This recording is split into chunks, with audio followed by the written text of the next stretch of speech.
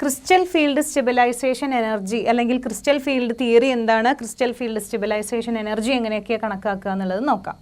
അപ്പം നമുക്കറിയാം, നമ്മൾ പറഞ്ഞു മെറ്റലിനെ സറൗണ്ട് ചെയ്തിട്ട് ലിഗാൻസ് വരുന്ന സമയത്ത് ഈ മെറ്റലിൻ്റെ ഡി ഓർബിറ്റൽസിൻ്റെ ഡീജനറസി നഷ്ടപ്പെടുകയാണ് ക്രിസ്റ്റൽ ഫീൽഡ് സ്പ്ലിറ്റിങ്ങിന് കാരണമെന്ന് പറഞ്ഞു. അപ്പം നമുക്കറിയാം മെറ്റലിന് ഡി ഓർബിറ്റൽസ് എത്ര ഡി ഓർബിറ്റൽസ് ഉണ്ട്? ഡി ഓർബിറ്റൽസ് 5 എണ്ണം ഉണ്ട് അല്ലേ?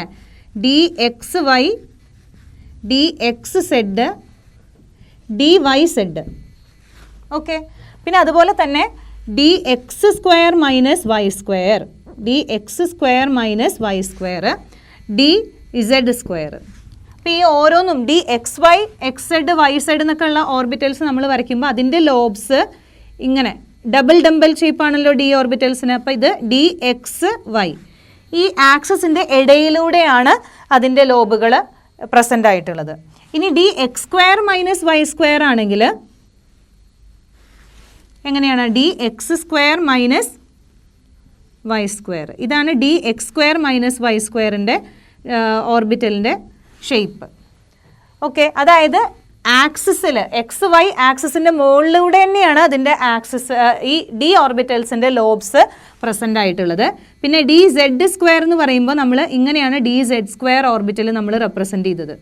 ഇത് സെഡ് എക്സും വൈ ആക്സിസ് ഒക്കെ ഉണ്ട്, ഞാൻ സെഡ് മാത്രം റെപ്രസെൻറ്റ് ചെയ്തു. ഇത് ഡി സെഡ് സ്ക്വയർ ഓർബിറ്റലാണ്. ഇതും അതെ, ആക്സിസിൻ്റെ മുകളിലൂടെ തന്നെയാണ് ഡി ഓർബിറ്റൽസിൻ്റെ ലോബ്സ് അലൈൻ ചെയ്തിരിക്കുന്നത്. ഓക്കെ, അപ്പോൾ ഇങ്ങനെയുള്ള ഈ 5 ഡി ഓർബിറ്റൽസും ഒരേ എനർജി ആയിരുന്നു. എപ്പോൾ വെറും മെറ്റൽ മാത്രമായിട്ട് എക്സിസ്റ്റ് ചെയ്തിരുന്ന സമയത്ത് 5 ഡി ഓർബിറ്റൽസിൻ്റെയും എനർജി ഒരേപോലെ ആയിരുന്നു. പക്ഷേ അതിലേക്ക് ലിഗാൻസ് വന്നപ്പോൾ ഈ ഓർബിറ്റൽസിൻ്റെ എനർജി മാറി, എനർജി ഡിഫറെൻ്റ് ആയി.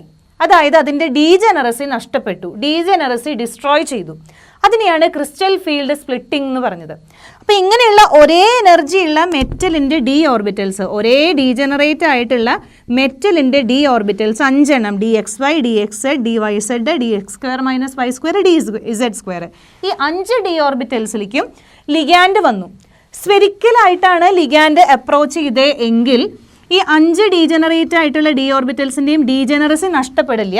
പക്ഷേ അതിൻ്റെ എനർജി മുന്നത്തേക്കാൾ കുറച്ച് കൂടും. കാരണം ഈ ലിഗാൻസ് വരുന്നത് കൊണ്ട് ലിഗാൻസിലും ഇലക്ട്രോൺസ് ആണുള്ളത്, മെറ്റലിൻ്റെ ഡി ഓർബിറ്റലിലും ഇലക്ട്രോണുകളാണുള്ളത്. ഇലക്ട്രോൺ റിപ്പൽഷൻ കാരണം എനർജി കൂടും. അപ്പോൾ എനർജി കൂടി കുറച്ച്, പക്ഷേ അതിൻ്റെ ഡീജനറസിക്ക് നഷ്ടമൊന്നും പറ്റിയില്ല. കാരണം അത് സ്ഫെറിക്കലായിട്ടാണ് അപ്രോച്ച് ചെയ്തത്. ഇനി ഇതേതാണ്? ഈ 6 ലിഗാൻസ് വരുന്ന ഈ സ്ട്രക്ചറാണ് ഒക്ടാഹെഡ്രൽ സ്ട്രക്ചർ. ഇങ്ങനെയുള്ള ഒക്ടാഹെഡ്രൽ ജോമെട്രിയിൽ, ഈ ഒക്ടാഹെഡ്രൽ സ്ട്രക്ചറിൽ മെറ്റലിനെ സറൗണ്ട് ചെയ്തിട്ട് ലിഗാൻസ് വരുന്ന സമയത്ത് ഇവിടെ എന്തുണ്ടെന്നറിയോ? ഈ ഡി ഓർബിറ്റൽസ് 2 സെറ്റായിട്ട് സ്പ്ലിറ്റ് ചെയ്യും.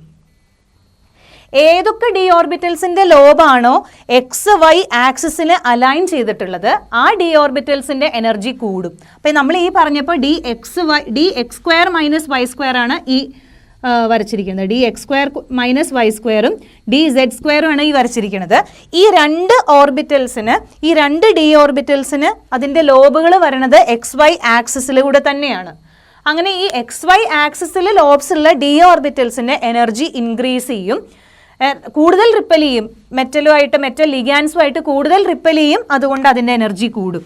അങ്ങനെ എനർജി കൂടിയിട്ടുള്ള 2 ഓർബിറ്റൽസിനെയാണ് നമ്മൾ ഇ ജി എന്ന് റെപ്രസെൻറ്റ് ചെയ്യണത്. എനർജി കമ്പൈൻ ചെയ്യുന്ന ഡി ഓർബിറ്റൽസിനേക്കാൾ എനർജി കൂടുതലുള്ള ഓർബിറ്റൽസ്. ഇനി ബാക്കിയുള്ള 3 ഓർബിറ്റൽസ് ഈ ലിഗാൻഡുമായിട്ട് അത്രയധികം റിപ്പൽ ചെയ്യണില്ല. അതിൻ്റെ എനർജി കമ്പൈനിങ് ഡി ഓർബിറ്റൽസിൻ്റെ എനർജിയേക്കാൾ കുറവായിരിക്കും. അതിനെയാണ് T2G ഓർബിറ്റൽസ് എന്ന് പറയുക. Triple E degenerate orbitals T2G EG. അപ്പോൾ അങ്ങനെ നമ്മൾ എന്താ പറഞ്ഞത്? മെറ്റലിൻ്റെ ഡി ഓർബിറ്റൽസിൽ ഏതൊക്കെ ഡി ഓർബിറ്റൽസിൻ്റെ ലോബ്സ് ആണോ എലോങ് ദ ആക്സിസ് പ്രസൻ്റ് ആയിട്ടുണ്ടായിരുന്നത് ആ ഡി ഓർബിറ്റൽസ് ലിഗാൻഡുമായിട്ട് കൂടുതലായിട്ട് റിപ്പൽ ചെയ്യും. ആസ് എ റിസൾട്ട് അതിൻ്റെ എനർജി കമ്പൈനിങ് ഡി ഓർബിറ്റൽസിനേക്കാൾ കൂടും. ഓക്കെ, ഇനി ഏതൊക്കെ ഡി ഓർബിറ്റൽസിൻ്റെ ലോബ്സ് ആണോ in between the axis align ചെയ്തിട്ടുള്ളത്, d x y, d x z, d y z, ഇതിൻ്റെയൊക്കെ ലോബുകൾ ആക്സിസിൻ്റെ ഇടയിലൂടെയാണ് അലൈൻ ചെയ്തിട്ടുള്ളത്. ആ ഡി ഓർബിറ്റൽസ് മെറ്റലുമായിട്ട് അല്ലെങ്കിൽ ലിഗാൻസുമായിട്ട് അത്രയധികം റിപ്പൽ ചെയ്യില്ല, അതുകൊണ്ട് അതിൻ്റെ എനർജി കുറവായിരിക്കും.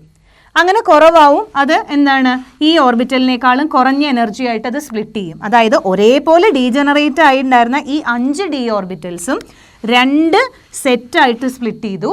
ഒരെണ്ണം ട്രിപ്ലി ഡീജനറേറ്റ് ആയിട്ടുള്ള എനർജി കുറവുള്ള സെറ്റും ഒരു ബാക്കി എനർജി കൂടുതലുള്ള ഡബിളി ഡീജനറേറ്റ് ആയിട്ടുള്ള ഒരു സെറ്റും. ഇത് എന്താണ് 2/5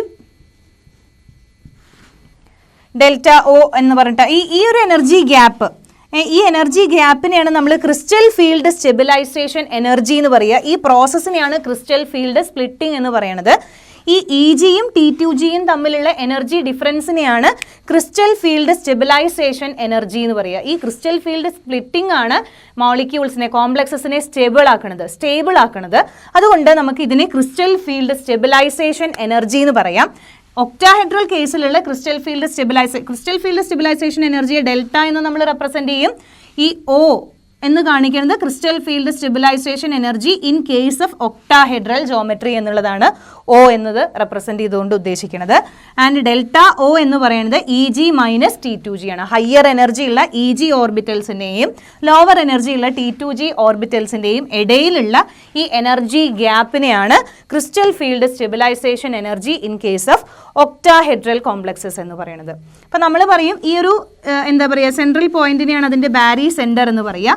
അതിനേക്കാളും ഈ രണ്ടും ഒരേ രീതിയിലല്ല സ്പ്ലിറ്റ് ചെയ്തിരിക്കുന്നത്. താഴത്തേക്ക് കുറവും മുകളിലേക്ക് കുറച്ച് കൂടുതലുമാണ്. ഈ താഴത്തേക്ക് നമ്മൾ സ്പ്ലിറ്റ് ചെയ്യണത് വരയ്ക്കണത് കുറച്ച് കുറവും മുകളിലേക്ക് കൂടുതലുമാണ്. താഴത്തേക്ക് വരുമ്പോൾ നെഗറ്റീവ് എന്ന് പറയും -0.4 ആണ്. അതുപോലെ മുകളിലേക്ക് -0.6. അപ്പോൾ ക്രിസ്റ്റൽ ഫീൽഡ് സ്റ്റെബിലൈസേഷൻ എനർജി കണക്കാക്കാനുള്ള ഇക്വേഷനാണ് എന്ത്? CFSE is equal to -0.4x plus 0.6 into y. ഈ എക്സ് വൈ എന്ന് കാണിക്കുന്നത് ഈ ഡി ഓർബിറ്റൽസിലുള്ള ഇലക്ട്രോണുകളുടെ എണ്ണമാണ്. ഈ T2Gയിലുള്ള ഇലക്ട്രോണുകളുടെ എണ്ണം എക്സ് എന്നും EGയിലുള്ള ഇലക്ട്രോണുകളുടെ എണ്ണം വൈ എന്നുമാണ് കാണിക്കുക. ഇനി നമുക്ക് മെറ്റലിൻ്റെ ഓക്സിഡേഷൻ സ്റ്റേറ്റിനനുസരിച്ചിട്ട് നമ്മൾ സാധാരണ അറ്റോമിക് ഓർബിറ്റൽസിൽ ഇലക്ട്രോൺസ് ഫില്ല് ചെയ്യുമല്ലോ, അതേ ഓർഡറിൽ തന്നെയാണ് ഇതിൽ ഇലക്ട്രോൺസ് ഫില്ല് ചെയ്യുക. അപ്പം നമ്മൾ അറ്റോമിക് ഓർബിറ്റലിൽ ഇലക്ട്രോൺസ് ഫില്ല് ചെയ്യുമ്പോൾ ഓരോന്നും അൺപെയർ ചെയ്തതിന് ശേഷമേ പെയർ ചെയ്യുള്ളൂ. അപ്പോൾ അതുപോലെ തന്നെ ഇത് ആദ്യം അൺപെയർ, ഓരോന്നിലേക്കും ഓരോ ഓർബിറ്റലിലേക്ക് ഓരോ ഇലക്ട്രോൺ വരും. അത് കഴിഞ്ഞിട്ട് ചിലപ്പോൾ മുകളിലേക്കുള്ള 2 ഡി ഓർബിറ്റൽസിലേക്ക് ഇലക്ട്രോൺ പോവും. അത് കഴിഞ്ഞിട്ടാണ് പെയറിംഗ് നടക്കുക. ചില കേസിൽ പെയറിംഗ് ഇവിടെ തന്നെ നടക്കും. അതിനെ ബേസ് ചെയ്തിട്ട് നമുക്ക് ഹൈ സ്പിൻ കോംപ്ലക്സ് ആണോ ലോ സ്പിൻ കോംപ്ലക്സ് ആണോ സ്പിൻ പെയർ ചെയ്യുന്നുണ്ടോ എന്നൊക്കെ നമുക്ക് എക്സ്പ്ലെയിൻ ചെയ്യാം. അപ്പോൾ ഇതാണ് crystal field splitting in case of octahedral complex. അപ്പം മെറ്റലിൻ്റെ ഡി ഓർബിറ്റൽസ് ഒക്കെ ഡീജനറേറ്റ് ആയിരുന്നു. സ്പെരിക്കലിയാണ് ലിഗാൻഡ് വന്നേ. അപ്പോൾ സ്പെരിക്കലായിട്ട് ലിഗാൻഡ് അപ്രോച്ച് ചെയ്തപ്പോൾ ഡീജനറസി ഒന്നും ഡിസ്ട്രോയ് ചെയ്തില്ലേ. പക്ഷേ ലിഗാൻസിൽ ഇലക്ട്രോൺസ് ആയതുകൊണ്ട് ഇലക്ട്രോൺ റിപ്പൽഷൻ കാരണം എനർജി ഒന്ന് കൂടി. ഇനി ഒക്ടാഹെഡ്രലി സറൗണ്ടഡ് ലിഗാൻസ് മെറ്റലിനെ ഒക്ടാഹെഡ്രലി സറൗണ്ട് ചെയ്ത് വരുന്ന കേസിൽ ആ ലിഗാൻസ് അപ്രോച്ച് ചെയ്യുന്ന സമയത്ത് മെറ്റലിൻ്റെ ഡി ഓർബിറ്റൽസിൻ്റെ ഏതൊക്കെ ഡി ഓർബിറ്റൽസിൻ്റെ ലോബാണോ എലോങ് ദ ആക്സിസ് ഉണ്ടായിരുന്നത് ആ ഡി ഓർബിറ്റൽസിൻ്റെ എനർജി ബാക്കിയുള്ള ഡി ഓർബിറ്റൽസിൻ്റെ എനർജിയേക്കാൾ കൂടി. അപ്പോൾ അങ്ങനെ 2 ഓർബിറ്റൽ DX² - Y² DZ²ൻ്റെയുമാണ് എനർജി ഈ ഓർബിറ്റൽസിൻ്റെ എനർജിയേക്കാൾ കൂടിയത്. അതിനെ EG doubly degenerate orbitals EG എന്ന് നമ്മൾ റെപ്രസെൻ്റ് ചെയ്യും. അതുപോലെ ബാക്കി 3 എണ്ണം DXY DXZ YZ DYZ ഈ 3 ഓർബിറ്റൽസിൻ്റെ lobes in between the axis ആണ് അലൈൻ ചെയ്തിട്ടുള്ളത്. അപ്പോൾ അങ്ങനെയുള്ള ഡി ഓർബിറ്റൽസ് ലിഗാൻസ് അപ്രോച്ച് ചെയ്യുന്ന സമയത്ത് അത്രയധികം റിപ്പൽഷൻ കുറവായിരിക്കും. അപ്പോൾ അതിൻ്റെ എനർജി കുറവായിരിക്കും. ആ എനർജി അങ്ങനെയുള്ള ട്രിപ്ലി ഡീജനറേറ്റ് ആയിട്ടുള്ള ഓർബിറ്റൽസിനെയാണ് T2G എന്ന് പറയുക. ഈ EGയും T2Gയും തമ്മിലുള്ള എനർജി ഗ്യാപ്പാണ് crystal field stabilization energy delta O എന്ന് പറയുന്നത് in case of octahedral complexes. And CFSE നമുക്ക് കാണാനുള്ള ഇക്വേഷനാണ് -0.4x പ്ലസ് 0.6y. 0.4x എന്ന് പറയുന്നത് നമ്പർ ഓഫ് ഇലക്ട്രോൺസ് ഇൻ T2Gയും 0.6 ഇൻറ്റു y എന്ന് പറയുമ്പോൾ ഈ y എന്ന് പറയുന്നത് നമ്പർ ഓഫ് ഇലക്ട്രോൺസ് ഇൻ EGയുമാണ്.